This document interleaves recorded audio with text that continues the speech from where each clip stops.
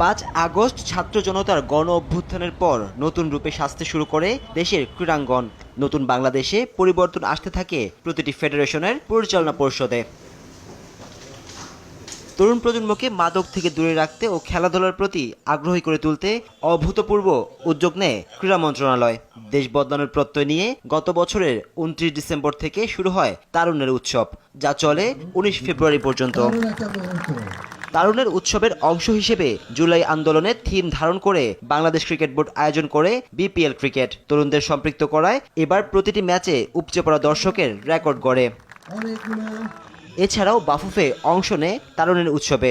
যমুনার চর, পাহাড়ি অঞ্চল সহ দেশের বিভিন্ন জায়গায় বাফুফে ফুটবলের আয়োজন করে।